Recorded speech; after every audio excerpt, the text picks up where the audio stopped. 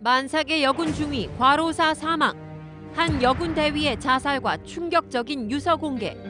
최근 여군 내 사건 사고가 이어지면서 특단의 대책이 필요하다는 목소리가 커지고 있다. 대한민국 1세대 여군 헬기 조종사이자 30년 가까이 군 생활을 한 피우진 중령. 유방암으로 퇴역해 국방부와 투쟁한 지 1년 6개월 만에 복직 후 전역. 제2, 제3의 피우진 같은 사람이 나타나지 않길 바란다는 그녀의 소망. 군의 인권 지킴이 피우진 예비역 육군 중령에게 여군의 현주소를 들어본다. 네, 집중 인터뷰 두 번째, 피우진 예비역 육군 중령 모셨습니다. 피중령님, 어서 오십시오. 안녕하세요. 반갑습니다. 네. 요즘은 특별한 일은 안 하고 계십니까? 네. 이제 은퇴. 79년에 육군 소위로 임관하셨죠. 네. 그럼 모두 몇 년 군 생활하신 겁니까? 30년 2개월 하고 나왔습니다. 30년 2개월. 네. 아까 잠깐 자료 소개가 나갔습니다만은 제2, 제3의 나 같은 사람이 나오지 않길 바란다. 왜 네. 그런 말 하셨죠? 그 당시에 어쨌든 그 제도적인 문제 때문에 제가 나오긴 했지만 그 제도적인 것이 뒷받침되는 어떤 법적인 문제 그런 것들을 적용하는 것도 사람에 따라서 적용의 잣대가 달라지니까 예. 네. 그런 문제가 있었어요. 좀 애매하게 말씀하셨는데 제가 설명을 조금 자료를 봤기 때문에 네네. 그러니까 암 투병을 하셨고 수술을 하셨어요. 네.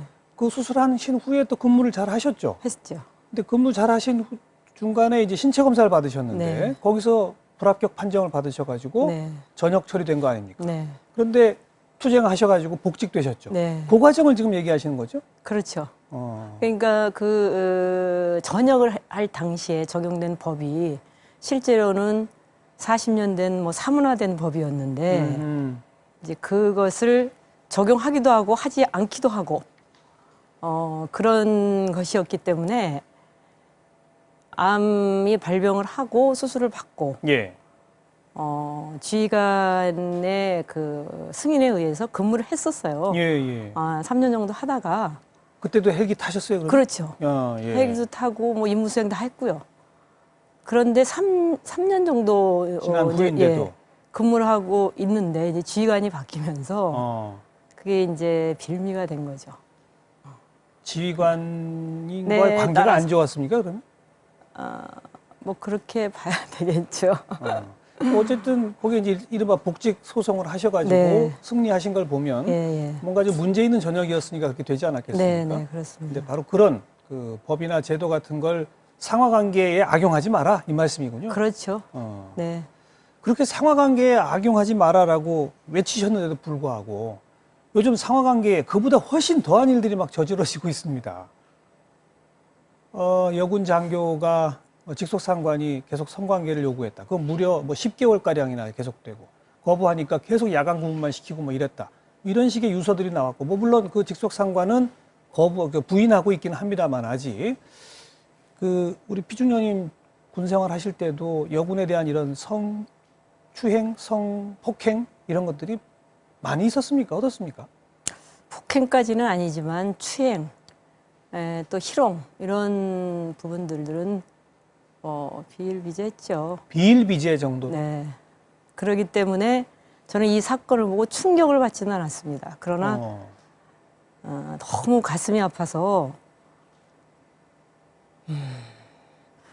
우리 정 교수님은 여군하면 어떤 생각이 떠오르세요?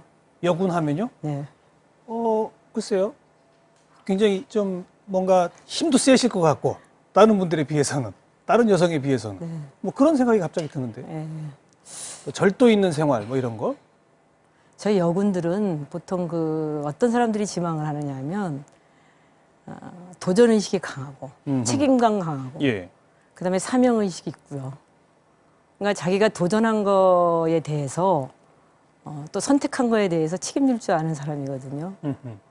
누가 오래서 온 거 아니지 않습니까? 그렇죠. 그죠? 다 그러니까 자원한 거고. 예, 물론 이제 들어온 배경은 조금씩 다를 수 있지만 어쨌든 혹독한 훈련을 통해서 군인이 되어야 되기 때문에 훈련 과정을 각오를 똑같이 극복해야죠. 하잖아요. 그러니까 다 각오하고 들어온단 말입니다. 그리고 자존감이 굉장히 강합니다.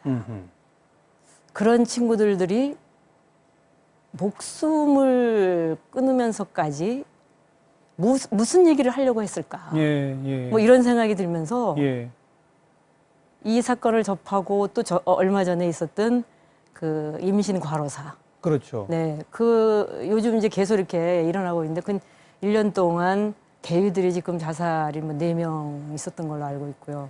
그다음에 이제 과로사 임신 죽음에 이르렀는데 그렇게 되기까지의 이 사람들이 얼마나 이 후배들이 얼마나 힘들고 어려웠을까. 예, 예.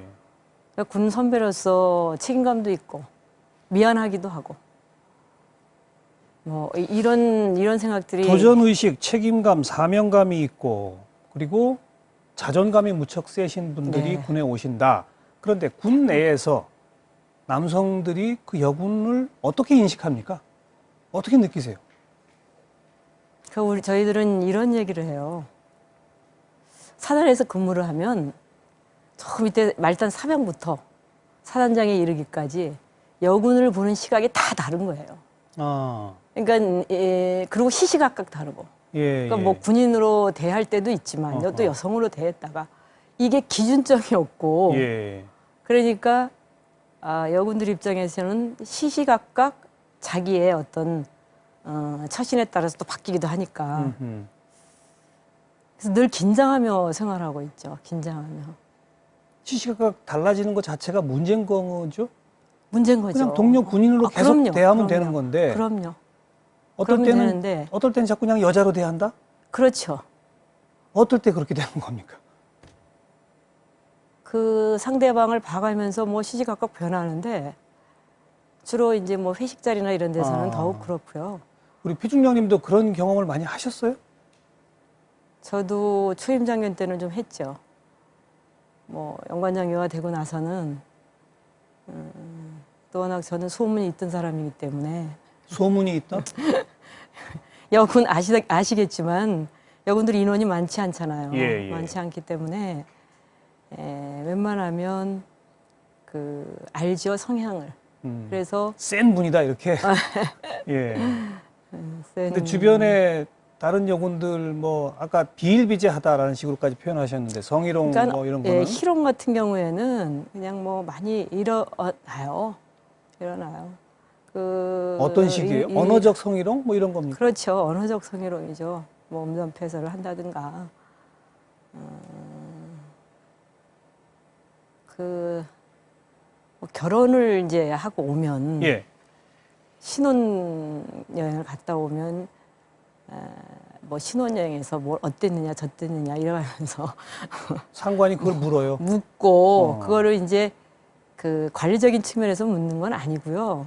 신혼여행 갔다 온 거를 관리적인 측면에서 물을 이유는 없지 않습니까? 그렇죠. 예, 그러니까 그렇게 묻고 어쨌든 뭐 근무를 하고 나면 뭐 또 거기에 대한 그러니까 예가 너무 많아서 알겠습니다. 이렇게 알겠습니다. 생각하시면 돼요. 제가 이제 우리 그 군에서는 상황 보고를 아침마다 하거든요. 예, 예. 그럼 상황 보고를 하기 위해서는 장교들과 지휘관하고 이제 모여서 그 전날 있었던 일을 보고 받고 또 앞으로 일어나야 될 일들을 행하고 뭐 이러는 이제 상황 보고를 받는 시간이 있는데 그걸 하기 위해서 이렇게 대기하고 있습니다. 그러면 예. 보통 출근하자마자 이제 그런 상황 보고들이 이루어지니까 그 상황 보고 시간에 이제 제 표정을 보고 여러 가지 그러니까 뭐 어디서 뭐가 들어올지 모를 정도로 예.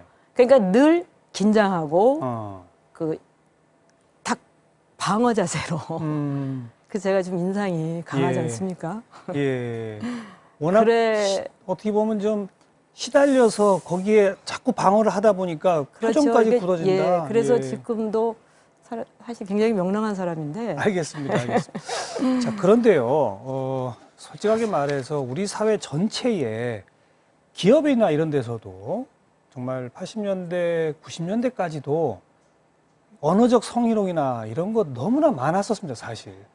이 남녀의 인식 자체가 제대로 정착이 안 되고 성희롱에 대한 법률적 기준이나 이런 걸 만들어진 것도 그리 오래 안 됐기 때문에. 네네. 그러나 그런 것들이 만들어지면서 일반 사회 기업이나 이런 데서는 굉장히 많이 좋아졌는데 그렇죠. 지금 군에서는 그렇지 못한 게 문제거든요. 오히려 최근 몇 년 동안 이 성 관련 범죄들이 늘어난다고 하는데 자, 여기서 그 군인권센터의 임태훈 소장 네네. 전화로 좀 연결해서 이야기를 좀 들어보겠습니다. 임태훈 소장 안녕하세요. 네, 안녕하십니까. 지금 군 관련 범죄 조금 아까도 도표가 나갔습니다만은 요즘 자꾸 늘어난다고요? 몇 년 동안? 어떻게 늘어나고 있습니까? 네, 뭐 전체 군인 성범죄율은요 증가 추세죠. 2009년 224건이던 것이 2011년도에 366건으로 증가했고요. 군인 대상만 나열한다면 44건에서 102건으로 증가한 것이죠. 네. 지금 여기 나오고 있는 불기소율도 이제 증가 추세입니다. 군인 대상으로 한 성범죄는 불기소율이 70%에 육박하고 있고요. 예. 기소율은 민간에 이제 대비하면은 민간은 한 35% 이상이거든요. 그런데 지금 29%로 떨어지고 있고 여군 대상 불기소율은요 87%나 됩니다. 그건 왜 그렇습니까? 성범죄는 증가하는데 기소를 안 하는 게 더 또 늘어난다? 왜 그렇습니까? 이것은 합의를 종용하는 경우가 많죠. 우리가 6월 19일 이제 친고죄가 폐지됐는데요. 예. 친고죄 폐지 전에는 이 갖가지 음해성 이제 괴롭힘이 있는 거죠. 먼저 꼬리를 쳤다. 가정을 파괴하려고 했다. 뭐 각종 비난들이 가해자가 아닌 피해자한테 쏟아집니다.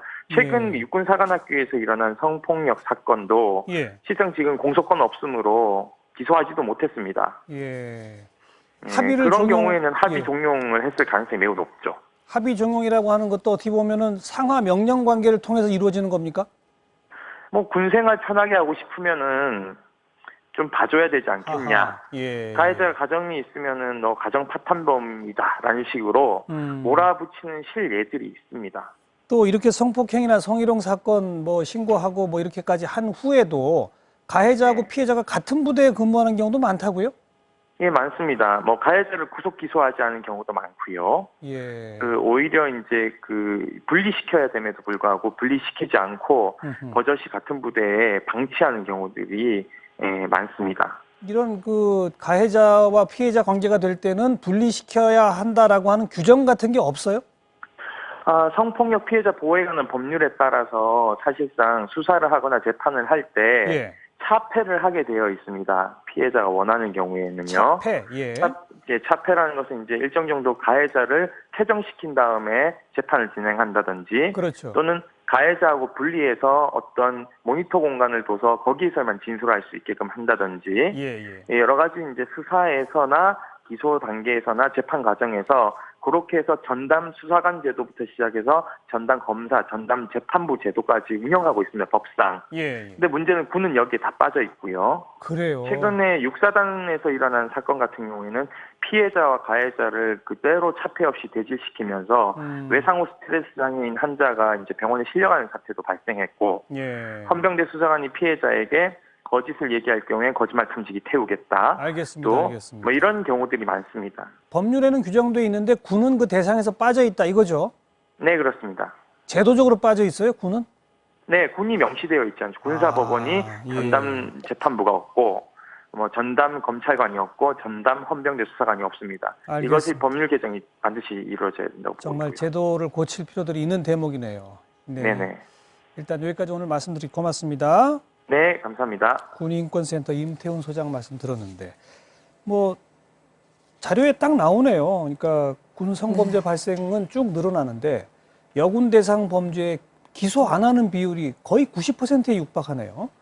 그것은 아마도 합의 종용 때문일 것이다 이렇게 분석을 하고, 합의 종용이 이루어지게 되는 것은 법에 있는데도 군은 빠져서 한 부대에 계속 근무해야 된다 앞으로. 그 피해를 당한 여군을 더 어렵게 이중 삼중으로 어렵게 하는 구조 아닐까요? 어떻게 보세요? 그렇죠.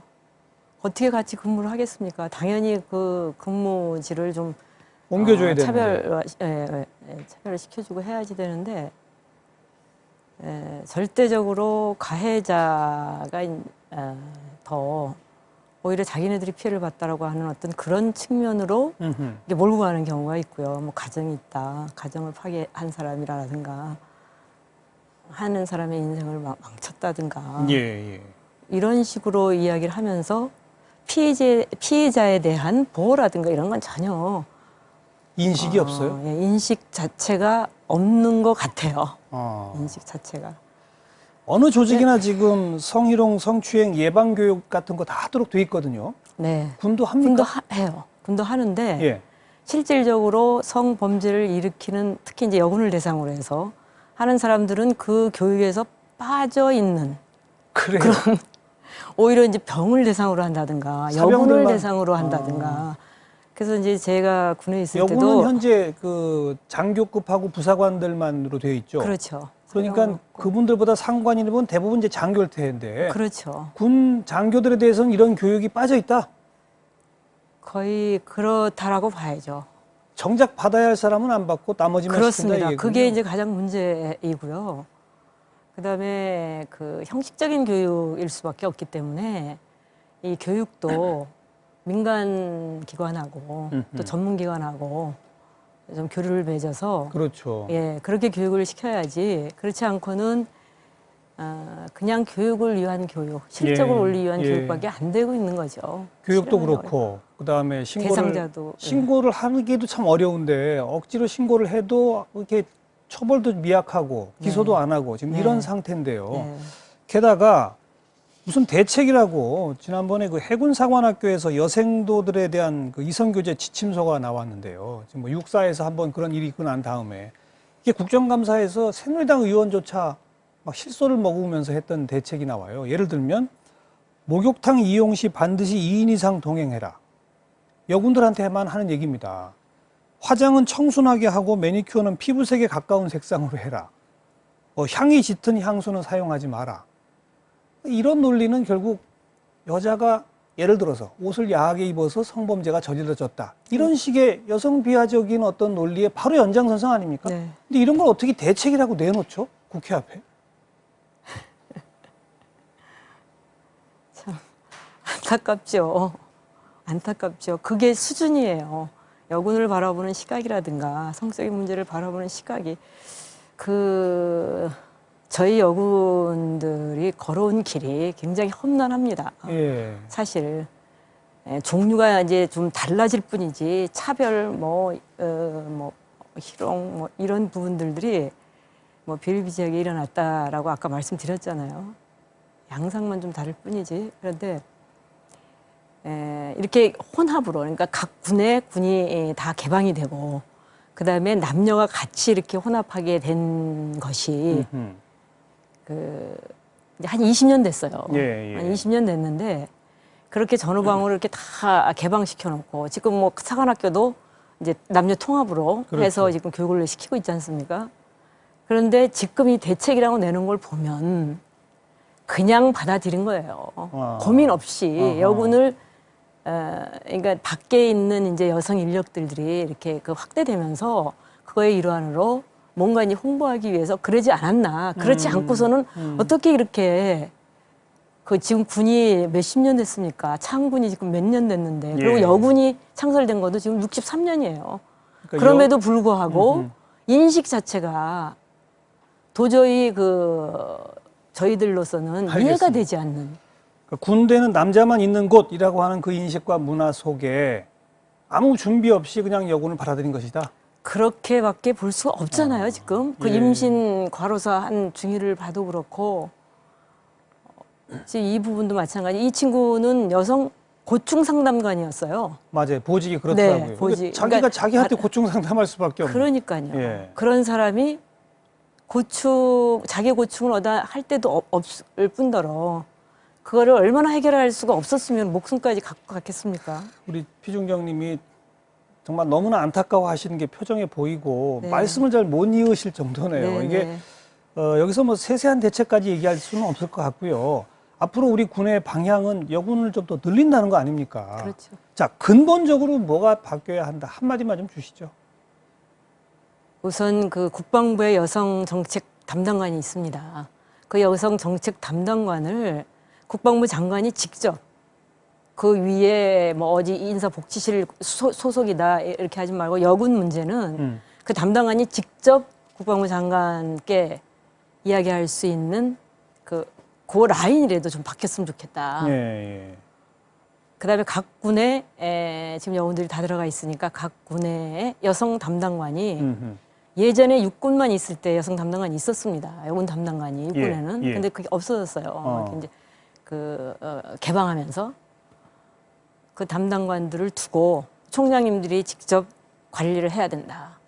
아까 드렸듯이 20년밖에 안 됐기 때문에 20살이면 이제 대학 갈 때잖아요. 그렇죠. 그러니까는 이 여군 정책이라든가 또 여군의 어떤 관리 문제라든가 이런 부분들을 좀 심층 깊게 여군의 목소리를 들어가면서 점차적으로 이렇게 발전시키고 향상시켜야 되기 때문에 그렇지 않고는 정말 어이없는 이런 알겠습니다. 사건들이 계속 날 것이다. 그거는 꼭 말씀을 드리고 싶습니다. 예. 여군 담당관, 국방부 장관 직보 체제를 말씀하시는 거 네, 보니까 지금 있거든요. 있는데 네, 중간에 자꾸 왜곡되는군요. 그렇죠. 알겠습니다. 무슨 말씀이신지.